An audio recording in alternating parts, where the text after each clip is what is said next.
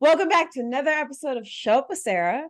I have the big honor of discussing today's show and dating and life and love and romance and female empowerment, all that fun stuff with Kenna and Renee, who is a dating coach. I actually have used her before in the past. I shouldn't say use her. I have actually worked with her in the past. And she's super dope. Please welcome Kenna. Thank you. This is so fun. And it's been so amazing to watch your journey. Like you've just blossomed. Everyone knew you were going to, but Thank you. continuing to blossom. Do you get what I'm saying? Like you're extraordinary and then it just keeps happening. And Thank keeps you. bigger That's and more very beautiful. nice of you to say. Yeah. My goodness. I need to call you every morning. So when I first met you, or I don't even I've lost complete track of time. COVID has ruined me in terms of, because I'm like last year. But like, so you started your business. And you're like, I'm gonna go all in on being a dating coach. You work with women, it seems like, at least predominantly. Yeah. And a lot of what you talk about online and when you and I had sessions was, it's very in line with what I talk about, being self-aware. Like it's not, and something I like about your messaging is it's not necessarily because, okay, I'm like jumping all over the place, because what I like about your messaging is that you are like, if you know yourself and you know what you want, it's easier to set boundaries, and it's also easier to like let go of things or pursue things or allow yourself to enjoy things, right? And all the other messaging that I feel like is out there right now is either you have to kind of like find his flow and then try to match it because like that's what you need to be doing. I guess that's like a nice way of being like figure out what makes him happy and then do that so that you can win him, right? And or it's, if he doesn't show up for you and do all of these things, then like peace out, goodbye, right? Yeah. And for people like me who I spent what, like 34 years being very clueless about dating and like not knowing what to do and whatever, which ultimately also coincides with pretty much the amount of time that I just didn't really know myself and or own myself, I should say. It's hard because you get conflicting messages so often. And especially as you get older, being 36, I'll be 37, it's even more, it feels even more like white and black, because it's like, girl, at this point, if a man doesn't treat you with the worth, then like, kick him to the curb and say goodbye. He only has one chance. You're too old for this crap, right? But then on the other side, it's like, girl, you are like gonna be 37. So you maybe figure that out and like make him dinner and do some of his laundry. Like, so I do like what you talk about. So Thanks. let's start at the very beginning. What made you decide, you know what, this is my space, this is my passion, this is what I want to do? Yeah. Heads up for everyone listening and for you. I think it's like close. Sorry for the guys who are listening. It's like close to that time of the month, so I'm probably gonna start crying. Oh, and so because I love it. and it's only because it's truly coming from my heart. But what started me in the space was I went through obviously like my own dating difficulties, right? I got very little guidance coming out of my home as to what I should do when it came to dating and who I should find.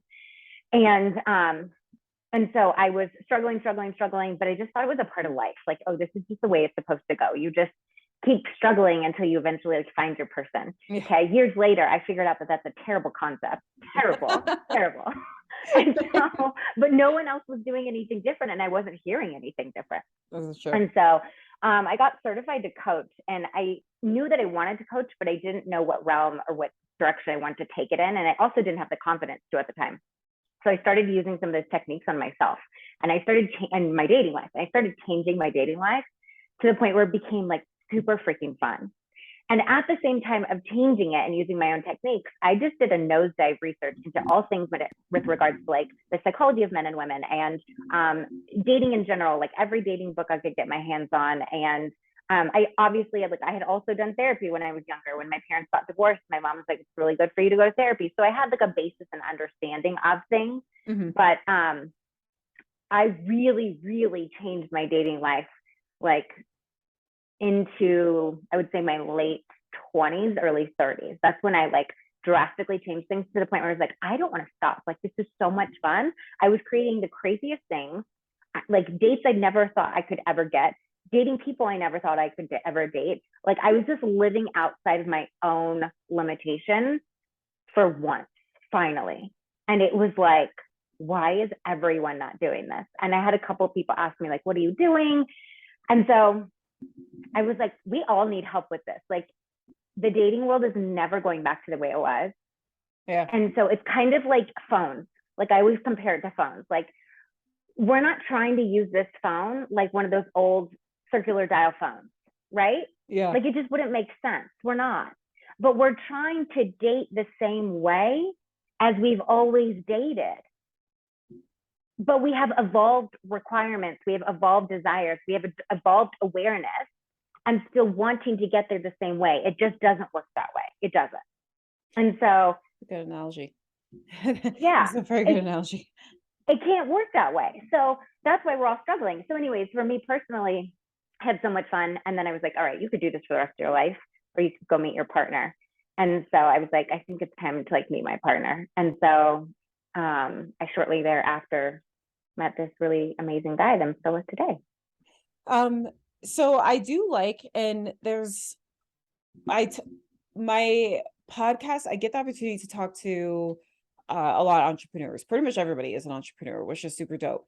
And there are key things that I notice that are consistent, right? Just kind of the decision to be all in, the decision to like own what you're good at, or just like this only made sense. I saw how it worked for me. I saw what the, like what the niche was or what was necessary. But the other thing that I find that is really cool, and it's something that I admittedly am only really tapping into, is kind of the power to be like, okay, I'm going to do this now, and then it just happens. And so like you saying like, okay, it's time to find my partner, and then I just found him, like, and that sounds, I think, like, that sounds as crazy to probably like me or the majority of people out there, as Mm-hmm. if I had like $5 Yeah, and I was like, you know what? Let me just go make 1 million. And then I just like yeah, do it, right? Like, totally. um, because ultimately, like, it's something that's outside of your control. Yeah. Um, finding a person that's like at the right time, right place, all that type of stuff, right? But it's the same with like business. Like, the timing on your business could be completely wrong, or it could be in Mm-hmm. the wrong market or the wrong city or whatever, but it's, like, it's more of your role in it. So what is that kind of like mental shift for you of, because again, like, how would any random person, not to like for you to give all of your lessons away, but like, what is the key, I would say, to that initial shift of, oh, there's just like, I don't know how I'm gonna find anybody. I've tried so hard, and two, I'm having so much fun, but you know what? Let me go find my partner. Done. Yeah, so that's a great question. So I'm going to say stick with it with the dating portion instead of business, because I think with business decisions, it's depending on who your audience is. I think it's so different. So for you, and it's different for each person. There was this alignment that you thought it was an idea that you have, and you have an alignment to it, and then the things started playing out for you to move, right? Yeah. Should I be announcing this? Can I announce Yeah. it? Yeah. You Yeah. can cut it out, right? No, Okay. you good. Okay. And so for you to move, right? And your decision or your curiosity about it is what propelled everything forward. So I think in life, it's all of those little tiny moments. Specifically with dating, though, it is about me thinking about, like, along my whole, I mean, y'all, I spent years dating. Like, I spent years dating. So when I say I arrived to the moment where I was like, I want to go find my partner, it was like, it was a progression of work and energy and research and working on myself. And when I say working on myself, I don't mean like the traditional sense of like healing wounds, but I was like sitting in a date and a topic came up that I was uncomfortable talking about. And it was like making those shifts of like, why aren't you being authentically you in this moment? What's getting between you and being authentically you in this moment? And working on those things that would come up in my relationships or in my dating relationships. So I had lots of those moments in between that when I arrived to, I want to go find my partner, it was also a discussion with myself, which was like, Kenna, is there anything you want to work on for you? Not to get the guy, not to get the guy. Do I want to work on anything? Communication skills, how I'm relating to people. Am I still limiting myself? Am I getting in my own way? For me, do I want to work on it for me? Now, does that mean I got in my relationship, I had nothing to work on? Heck no. No way. But arising to that moment was the compilation of all of the work, and then being in alignment with like, are you ready? Like, are you truly ready? And that awareness piece. Not I'm ready because my ego says I want a relationship and I'm tired of being alone. Not I'm ready because damn it, how much work am I going to have to do? I did have that moment too. Yeah. I had lots of those moments where I was like, how much work am I going to have to do before I can meet my freaking person? Yeah. It wasn't stemming from any of that. It was true alignment with like, do you really feel ready? Yeah. And everything in my body said yes. You know, it's key thing that you said, what work do you want to do for you? Because a couple years ago, last year, whoever knows, one of the biggest things that I stumbled upon with myself is how the usual cliches that are directed mostly at women are just so damaging, specifically for me, because coming from a mental health perspective with my anxiety and my depression, the idea like when you go out and you're like, I didn't work again, and then people are like, hey, you just have to like when you love yourself enough, the right person, and I'm like, what's enough then? What's enough? Yeah. I feel like I feel like I'm doing good. And then you also get into a comparison space. You're like, totally. I know for a fact that chick actually doesn't like herself, and yet she's married. How the heck, you know, like, and I started just being like, you know what, like, I don't like anything that's arbitrary or ambiguous. Like, I feel like I like me. Could I like me more? Probably. Do I love me? Sure. Yes. Could I love me more? Sure. But also like, there's not going to be a magic thing that one day I'm going to be in bed and I'm going to be like, you know what, Sarah, you're great. And then like a banner will fall down and God will be like, yes. And then like a man will show up, you know, like, so totally. I started working on letting go of that. And I had some pushback from in a loving way when I'm like, the reality is that I'm a great emotional partner. I can physically be present for someone, but am I a great partner? Like, where is my credit? What debt do I have? Am I still working on me? Am I challenging myself? What am I doing work-wise? Like, on paper, how great of a partner am I? Because that stuff is real too, right? And so that's the type of stuff that I was like, if I loved me, I would be improving these parts of me. Like, that's like, so when you get clients who come to you with those type of things, like, I go and I work on myself and I need to heal more, and I probably need to work on my self-esteem more, and I need to like retreat and go over here. And that's why I'm talking to you, because I need to like heal myself or figure out the thing that's missing or broken or blah, blah, blah. You know, like, I'm sure you get people like that. When those people show up to you, what is kind of like the first three things that you say?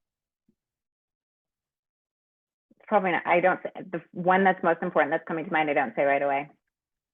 And I think no, I'm going to turn that around. I say one thing and I let it soak in for weeks. Okay. And that is, what if all of those things that you believe to be true about yourself aren't even true and they never were? So when my clients are like, I'm really uncomfortable on dates, or I just minimize myself with men, but I can see that they're like amazing women. They're like big women. Yeah. But they're like putting themselves in small energy with men. I'm like, what if this was never, ever you? And I know that that's hard and scary, because then you're like, well, what is then? And you're like, no, no, no, it is me. It is truly how I feel. And I'm like, I get that it's how you felt. But my curiosity is, what if it was never you to begin with? Ever, ever, ever, ever. Yeah. And the whole point of this is that societal conditioning, family conditioning has put on layers on top of who we are, of the way we should be and who we are, and definitions about who we are. And I say, if you clear off all of those definitions that were never given to you, and you go back to the natural essence of who you are, does this feel contradictory to the natural essence of who you are? This whole idea that I'm not good with guys and I don't know how to date them, is it feel contradictory to what you feel in your heart, which is like, I want to be that woman? And Yeah. if so, it was never you. Think about that. And so it takes them a couple weeks to kind of like unravel this. But once they do, we don't have to go into a lot of deeper healing, because they're like, oh my God, I can now just choose a story I want. I can just choose and step into and own my own actual identity. That feels insane. Yeah. Yeah. Yeah. No, I like that. It reminds me of like a exercise I do with my clients where I have them talk to someone who knew them when they were a kid. And I go, I want you to ask them, who were you before the world got to you? Yeah. Because like and then we just have to bridge it, like, because Yeah. like me personally, I mean, you've known me, like, as you said, like, you've known me in a growth period, Yeah. so you know me Yeah. when I was low, and I very much like, oh, like, I'm just really bad at this, and I'm uncomfortable with this, and I probably won't get this, and this is reserved for other people, blah, blah, blah, whatever. But then, like, when I did this exercise, because what you said, like, I do this stuff before I bring it to my clients, right? And when I did this exercise, my dad was like, "Oh my gosh, like when you were 6 years old, no one could tell you nothing. You were the most self-assured person on the face of the planet." He goes, "If you didn't know how to do something, you didn't say, well, I don't know how to," he'd be like, "I just haven't figured it out yet." And he's like, "There was nothing you could not do." And I'm like, that Mm. is a stark contrast to who I was for what, Mm-hmm. 20 plus years, like, and so Mm-hmm. it's crazy because what you're saying is so true. Like, there's so many things that we take on from society, from exes, from family, from, whatever, that then we're like, oh, I guess that must be me. Mm-hmm. So now I can't do X, Yeah.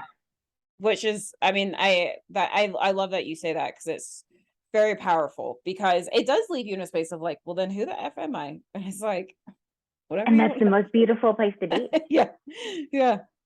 because it's now from natural choice, right? It requires a going inward, but it's from Mhm. natural choice. It's not from, this is how I've always known myself to be. Like my parent, I was the opposite. So I was very small. I was very small. Why? Because I lived with a family with very powerful parents, lots of strong opinions. I was the baby, and I would just follow along with everyone else. I would just follow along.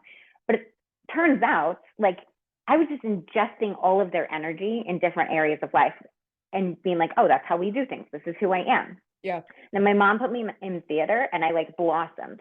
Like I was given the space and the permission to just like be who I want to be. Yeah. But I feel myself, I have this like contradictory like space where it's like a memorized emotion of smallness, and it contradicts to who I feel I naturally am. And so I have to like be aware of when one is leading. You see what I'm saying? And Yeah. be like, no, no, no, I don't actually have to be that way anymore. Like I don't have to if I don't want to. Is one thing that I can resonate with is one of the practices I began doing, and it's so weird because I mean, like, I'm a recovering sex addict. So the idea of me being proud of like my body or my sexuality as a woman, it seems like it should just be like at this point, like, ingrained, right? But I have noticed that me owning my body or my like physical presence or my sexual presence, I I'm always like, is this okay? Is Yeah, this they're two okay? different things. Yes. And so one of the things that I realized, honestly, probably at the beginning of this year was, Sarah, we are going to just say whatever we want when it comes to just being like, yes, I know I am gorgeous. And then not be like, I'm just joking, like we're just gonna say it and then we're just gonna like leave it. We're just gonna And stop. yeah, like because I found that I would like kind of like test the water and like say something like that. And then I was waiting for Waiting. someone to say like that's bold of you, or I don't know, like calm down, right? And Mm-hmm. I've noticed like it's incredible when you are just oh, I know you're obsessed with me because I'm gorgeous. And people are like, and I'm just like, no one has told me no yet. Like, this is Yeah. great, but Yeah. it's so cool because like there are way fewer people out there. And I think that this is something that my clients could probably need to tell them. There are way fewer people out there that are seeking to to to to cut you down, or that want to object, and half of them are just probably seeing what you are just starting to see about yourself. So Mm. like and even if I wasn't attractive, I don't think I am around anybody who, if I was like, I know I'm gorgeous, they'd be like, girl, you need to check yourself. That like I'm around people who'd be like, girl, yes you are, like, yeah, say it, right? Like which is obviously an important thing to have the right people around you, but Yeah. it's just interesting what happens when you start owning yourself. I kind Mm-hmm. of think about it in terms of like the parting of like the Red Sea, like when you just are like, here I am. Mm. People do make space for it. It's a People powerful image. allow it, Yeah. yeah. So like, Yeah. do you work with any men? Occasionally, I cherry pick them. Fair. Eh, Well, and I cherry pick my women. Like honestly, my process isn't for everyone, right? It's a very yeah. like it is a unique process, so it's not for everyone. So yes, I cherry pick my men. But And yes, I've worked with Q. what was it more natural for you to work with women, or was that a conscious decision of like, I want to work with women? You know, at first it was I want to work with women because I was struggling with myself, and then it turned into and pivoted towards more. Some men started approaching me, and like I love men, and I love that they're now owning and welcoming the idea that I can grow and work on myself, and it doesn't mean I'm less masculine or less strong. Like I love that so much. I think, especially in the dating world, and I'm going to say this, like I'm going to scream it from the rooftops. We as women have had the message for years to work on Mhm. ourselves Yeah. and to heal, and men have not been given that message. And so when us women are like, oh, have you worked on yourself? Have you healed? I actually think that is a wrong approach because they haven't been encouraged. So you're Yeah. now telling them to be hyper masculine, and now we're judging them for not being aware enough or healed enough. They can't freaking win. Yeah. Like, Yes. Yeah.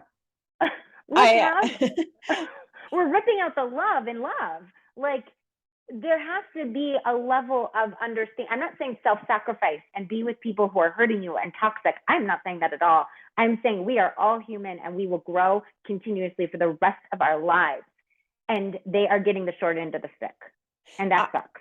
I actually said something similar last year, where I was like, one of the biggest problems, and I was like, and it's hard to say this because, and before I even got into my coaching, I had to do some real work myself, because I'd gotten I mean, you know some of my dating history, right? And like I had gotten in a space where I'm like, I'm so freaking tired of men not being able to make a decision and saying one thing but then doing another thing, and just being freaking like, they just learned what the word frustration is, like I'm like, there's an emotion between like tired and happy and angry. Like there is one in there, like, and so when I started working with men, or when I started changing my business rather, and I would have a guy be like, oh, well, this really sucks. I'm like, does it suck? Does it suck for you? Because like as a woman, like, and I'm just like, Sarah, you cannot do this business if you have a bias, right? Like, and so but when I started investigating that so much with myself, I was aware. I'm like, there's such a fine line between like, you're you have not been encouraged or taught to do this, No. but yet at the same time, like, you are a grown up, and like I'm a grown up and I don't want to be a grown up for two people. I need you to figure this out, and I can't hold your hand all the time, but also I want to love you into it or through it or while you Mhm. are growing or figuring it out, Mhm. because I had a 20-year head start on you, you know, like, Mhm. Yep. and Yep. so it's just it's tough It's tough. because and I think that our generation of women are are I mean, this is bold to say, but I won't apologize for it. I think our generation of women are carrying a really specific load, because not only were we raised in the age of like the dawning of social media, and we have figured that out in all of its extent and what it does to hypersexualize women and everything, Mhm. and the FOMO of dating and the swipe Mhm. culture.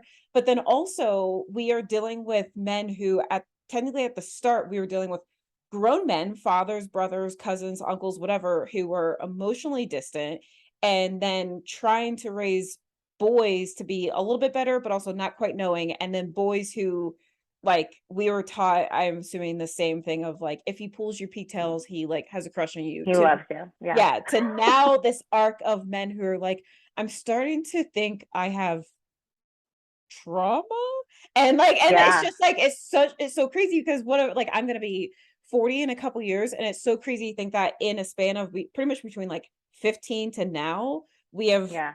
like, us as women, Yeah. our roles have changed, our expectations for what we can do, our expectations for what we deserve at home, or, like, just what is, and it's and then the load of being a partner to men in that Yeah. space, Yeah. because it is a mental capacity to be able to show up for a man that is 45 and is just figuring out that crying is okay, and you're like, "You're 45 years old, dude," you know, like, but you're like, "I'm here with you for this, and we're doing it," you know, like, like, and so, like, I not to go on a crazy tangent, but, you know, it's just I haven't heard that from anybody else really, and so Yeah. it's really cool to hear that.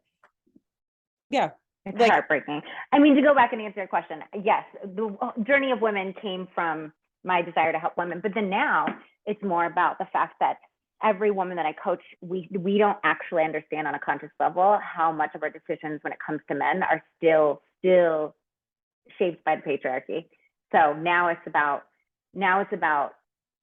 giving us the tools and the skill set and the understanding of how do we be with somebody who mhm, maybe is not at the growth level of us, but that doesn't mean they aren't capable, and recognizing that, and how do you have the skills to do that as a partner and in a partnership both, and us thrive. Like we have so many tools and resources available to us and so much knowledge. We could have the healthiest relationships in history, but we've been sold on the idea that it was supposed to be easy. It was never supposed to be easy. Think of the divorce rate. It was never supposed to be easy. yeah, People were miserable back in the day when it was easy, right? It doesn't matter what relationship, whether it's romantic or friendship, relationships push us and drive us to grow if we allow it. yes, That is the whole purpose of relating.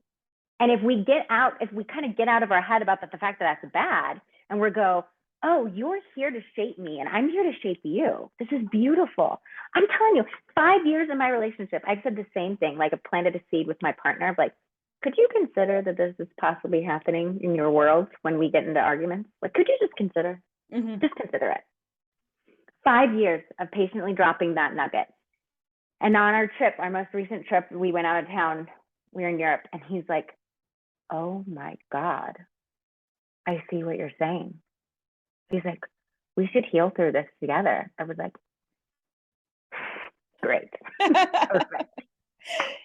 so, you know what, you okay, this is one question I definitely wanted to ask you, because coincidentally, the person I'm interviewing, like, that will probably be on deck after you, is a woman who participates in polyamory. Mm-hmm. Want to make sure I got that one right.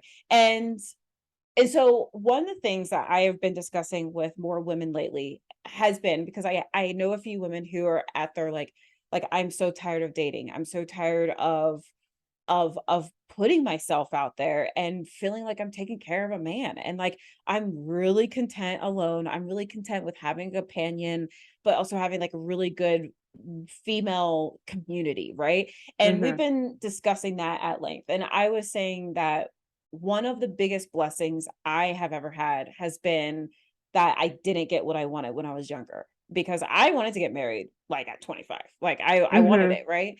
And I was like, I think the biggest blessing that I have had has been the opportunity to be able to explore myself at different ages, in different places, in different sexual experiences, in different types of relationships, so I could drill down like what works. I was like, because I think the saddest thing for a lot of people is that the idea of you go to college, you graduate, you get a job, you get married, you have kids, and then you do that forever.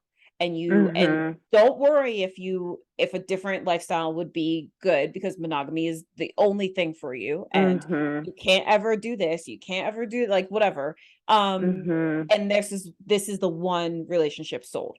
And I was like, and it sucks because there are so many people who think that they're bad people, but they also may just be in a type of relationship that isn't conducive to who they are, right? Mm-hmm. And so this is the type of conversation I'm gonna have with Pay, because she's like, yeah, like I love polyamory, and like she goes to counseling for it, she studies it, she's in that type of relationship. For you, do you work specifically, are you like, yeah, I just do monogamy because the rest is more complex? Or like, if let's say you were working with me and I was like, I just feel like maybe I want something that's fluid and this and that, whatever, like, are you Mm-hmm. on board with that type of stuff? Yeah, I think I think it's even more important to have a coach, and a really good coach, in the process of figuring all that out. I'm going to say that first, because here's why.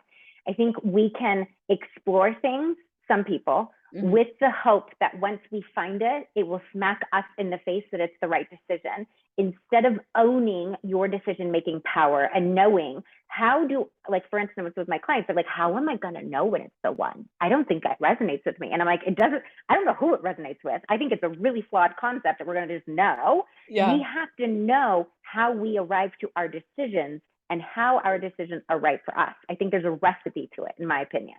Right. So part of my work with people is getting to a place where they understand their own recipe to make decisions. Now, Gotcha. could I work with somebody who is poly? Absolutely. Because bottom line is, we're just coaching your brain. Gotcha. It's not my job to tell you what you're going to do and what's right for you. I work with predominantly monogamous relationships because I do believe that, against what the world, I think there's a lot of people who feel naturally poly and who are also exploring because they're like, I don't know, it hasn't worked here, and it hasn't worked here, and it's hard here, and this came up here. And then we're like, maybe I'm just supposed to explore all of them, Yeah. instead of being like, oh, wait a second, what are the things that keeps making this difficult? Yeah. So I'm still going to coach your brain, but at the end of the day, I can't say what is authentically right for you. My partner told me, he looks at me and goes, you could be poly, because I have a really good ability to compartmentalize. Yeah. Yeah. And so when he said that, and because I love men in general, like I love men. And so, and so when he said that, I was like, interesting. And I thought about it for myself, and I came to the right decision for me. But Yeah. I knew how to make the decision for me. I knew how I'm most powerful and how I make decisions. And I think no matter what someone's exploring, get a freaking coach. If you've been monogamous and you're like, I don't know, I'm feeling attracted to women. Mm. Okay, like, great, but get a coach to help you make those decisions, instead of us like just going like, I'm gonna like throw my net really wide, and then Yeah. at the end of the day still feel like I don't know what I'm doing. Yeah. That's a bummer. That's a Yeah. bummer to go spend 5 years or however long doing that and end up being like in the same place. So you actually just said something that triggered a thought. One of the biggest things that I now at 36, um, because I've been in different situations where they've broken me, hurt me, but once I get a little bit away from it, I'm like, well, I'm able to pay attention to the fact that like this dynamic in the relationship, and that's not something I would have thought about before, and I actually really liked it, or I actually like that this was so easy for me, and that's interesting, right? And I've had the time to just allow it to kind of sink in and think about it. Maybe not go actively practice, but just be like, oh, I've seen it in other aspects. Right.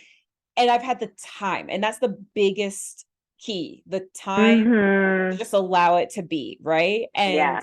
um I think that one of the biggest detriments to women, or just people in general, being able to be their happiest, find the right partner, find the right fit for their life, is time. And I think I told you back when I like worked with you, I was like, the biggest thing that annoys me is when I'm like, I'm 35 and I'm like, oh, I haven't found anybody. And someone's like, listen, hey, listen, I dated and then I was like, no, I'm done. And then I was like so good with being alone the rest of my life. And then boom, I met David. And I'm like, how old are you? And they're like, I'm 25.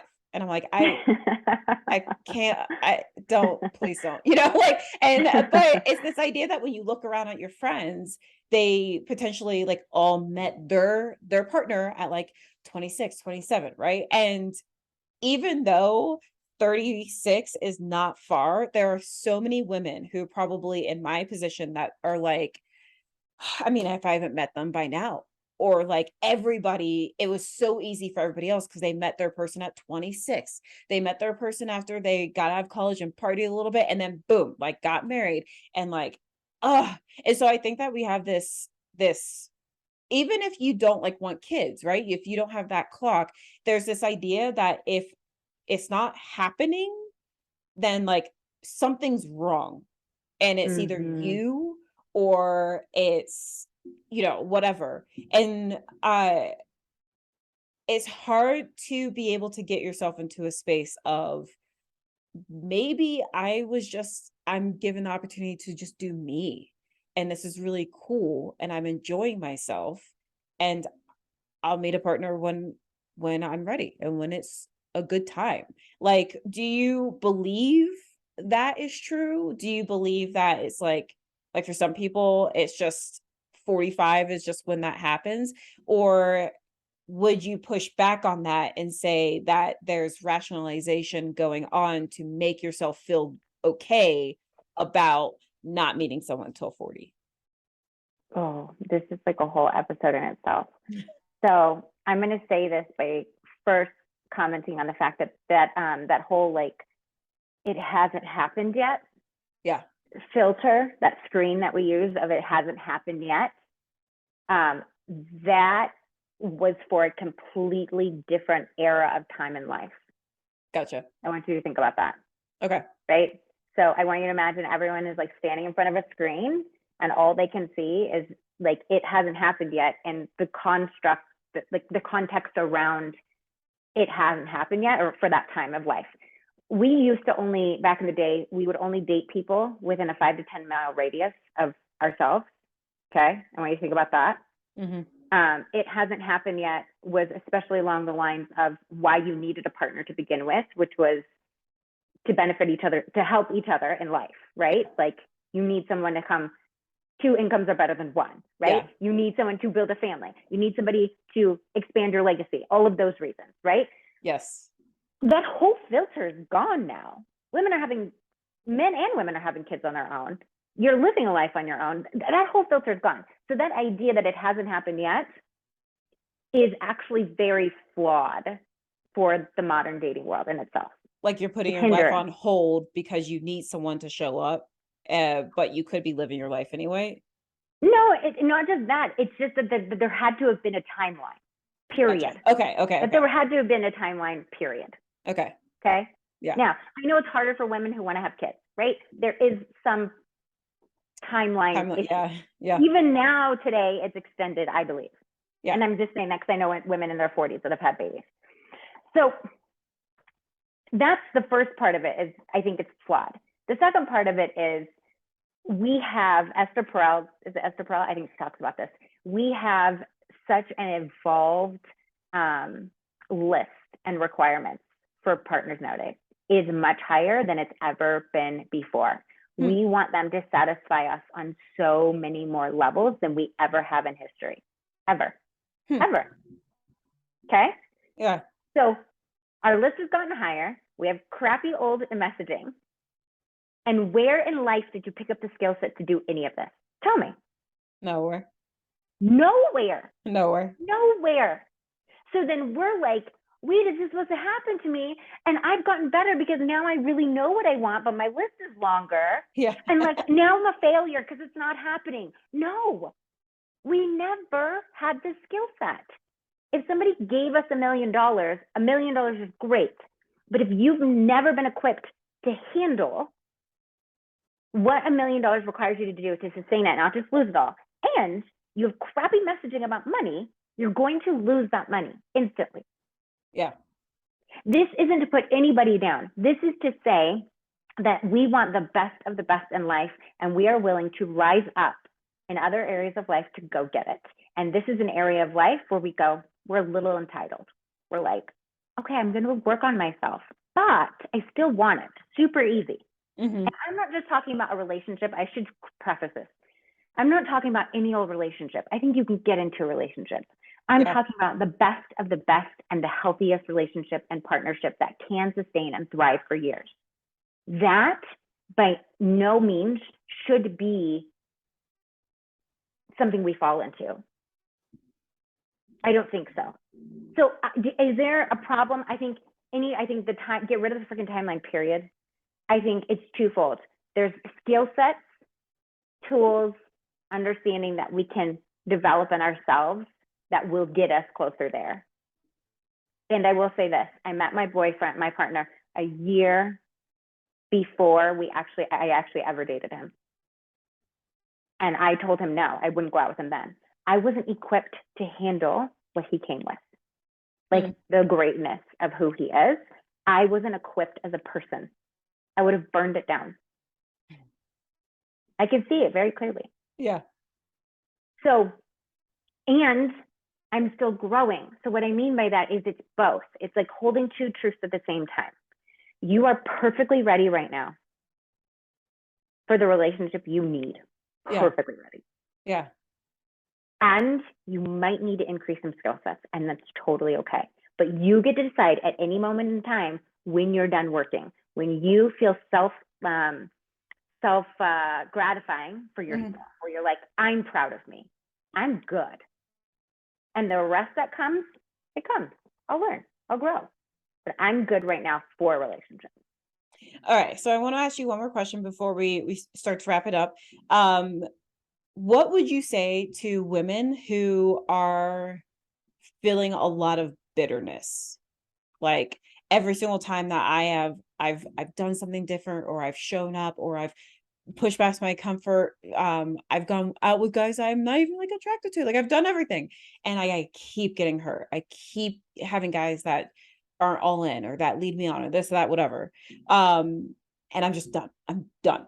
Like, what would your, because I think that half of people, like, I was very much in that like low key resentment thing of like, I don't know how much more work I have to do to get someone to understand my worth. Right. And then I did hit a moment where I was like, you know what, I'm pushing pause on all of this because it's taking too much of my mental load. I want to build a business. Right.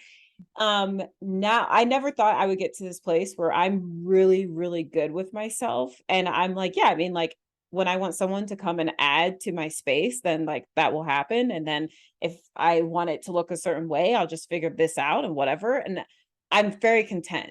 And so I know when I'm like, oh, I'm good. Like I'm not rationalizing to myself, but I have met so many women who, and I've been there where they're like, oh, I'm done. I don't even want a relationship. And da, da, da, da. I'm like, girl, you are lying to yourself. Like you want it. Like you want it. And just say you want it. Right.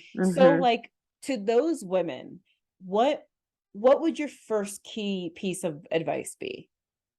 I think what you just said, you allowed yourself to move through your own stages. So there was this resentment piece.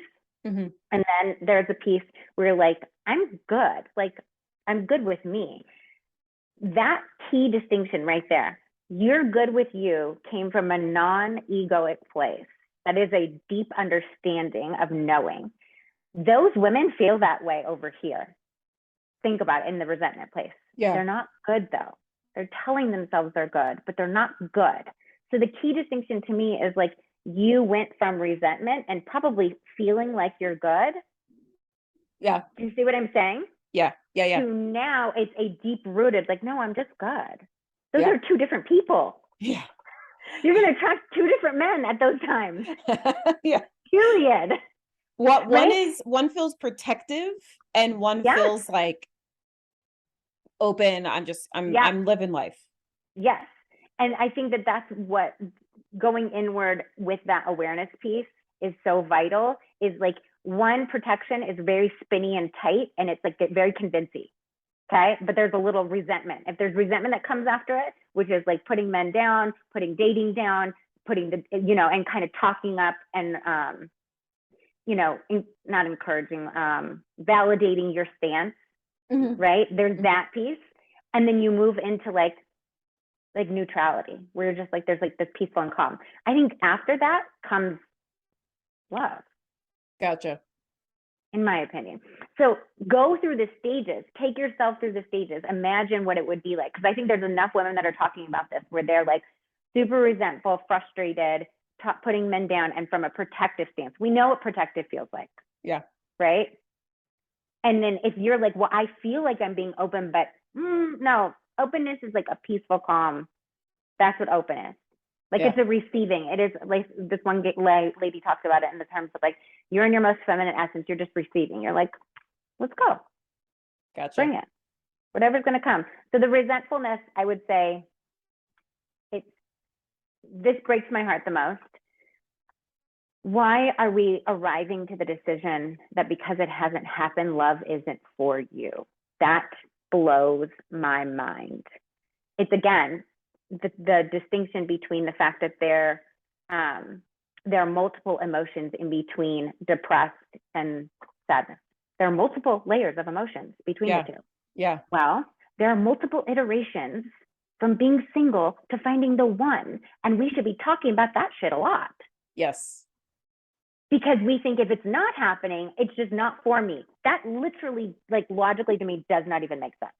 It's so funny you say that, because I specifically, for the majority of my life, felt like that love and that great love because I saw it. And the funny thing is that I saw it, and when I was younger, where what I saw, I took at face value. They're so deeply in love and they're perfect and they're so happy. I thought that's reserved for other people that just don't look like me, or like are better than me. Like, I'm not really sure. And then obviously as I've gotten older, I have seen like couples who like, the guy's like, yeah, I am like done with her. And then he posts like a photo of like them on Instagram and he's like, the love of my life. And I'm like, I was like, wait a second, and which is a completely different topic, but yes, I do know what you're saying, because I've been there where you feel it so strongly, and then everything that you're doing really is still coming from a place of like, you're like, I'm gonna try and I want to meet the guy of my dreams. I mean, I won't. And I also am like super scared, and also like if he is interested, I have to hold on, because like, oh my goodness, I don't get it. So like, and like the mentality and the feeling is just so like, now I can see it so clearly and I can like separate all those layers. But back then, I like, it was just so compounded. And so it's tough. Like when I do talk to my clients or people about the idea of like, I feel like you're rationalizing. And I'm like, in the heart, the crazy thing about rationalization is that it's so hard to pick apart from the feeling or the action or whatever, because it's your brain actively trying to, what you said, validate the stance that you're taking. So it doesn't sound like you are making an excuse. It sounds like you are backing it. Yeah. And it has been true. It's just not the only truth that exists in that moment. It has been true. I like that. Right? Okay, so let's wrap it up. The two questions I always ask, because I feel like I could talk to you about all this for forever. It could be a long time. Yeah. I know. Is first, how do you desire to better show up for others? How do I desire to show up better for others?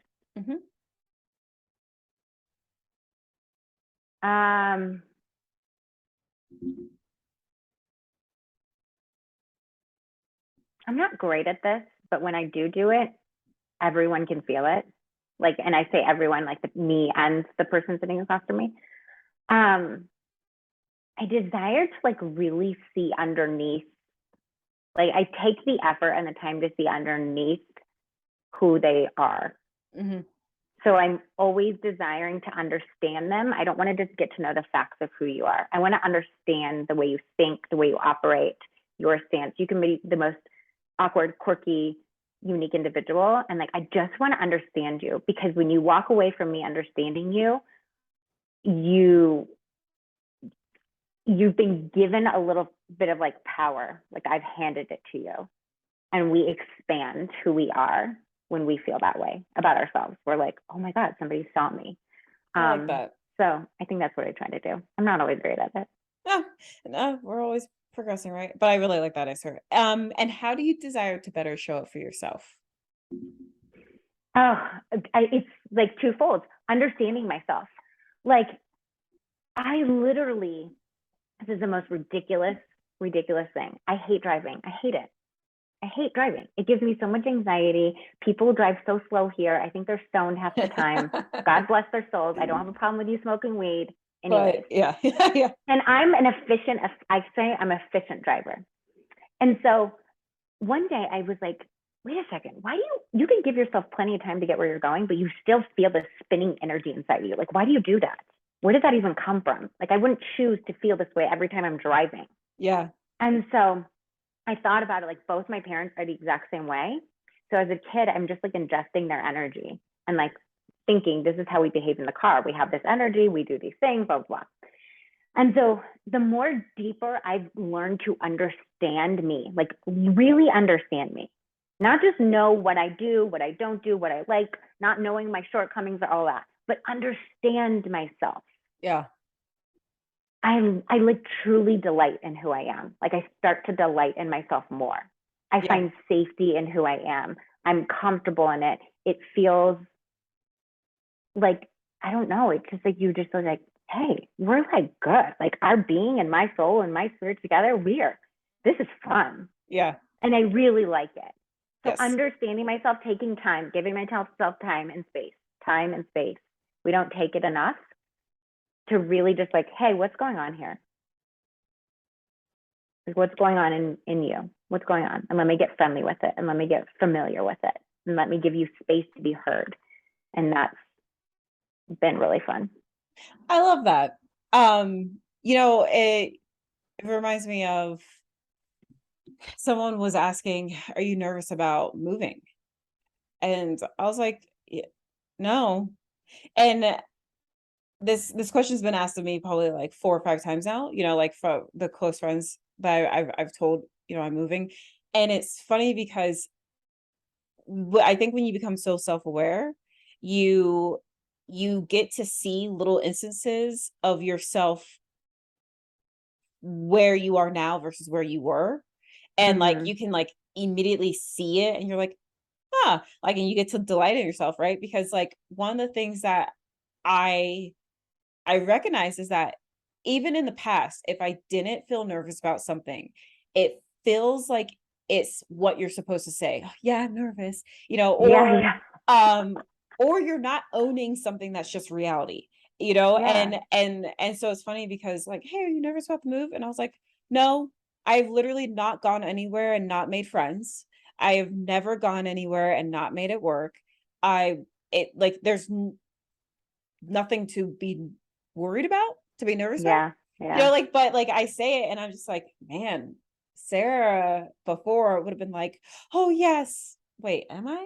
Yeah, sure. Because like, of course, sure. Yeah, no, like this is what I should say. Or like, Yeah. oh, what if I don't make friends? And I'm like, girl, you have never not talked to someone. Like you're always Right. talking. Like you're fine, like so Yeah. it's you saying that like it is cool to in real time see something and be like, huh, I really like this about me, Yeah, I really like this about me. It's good. Okay, thank you so much. Like I said, I could talk to you all day about all these different layers and things and whatnot. But I won't take your whole day so that you can go and help people. Yeah. So yeah, thank you very much for being on the show. Yeah. Thank Um, you for having me. if you are listening, then make sure that you look at the actual podcast. Kenna's links will be there, so you can find her online, Instagram, all the fun stuff. And if you're watching this on YouTube, then make sure that you push subscribe, and then also that you look in the description. Her info will be there as well. Kenna, thank you very much. Thank you. Thank you for having me. This has been so fun. Good.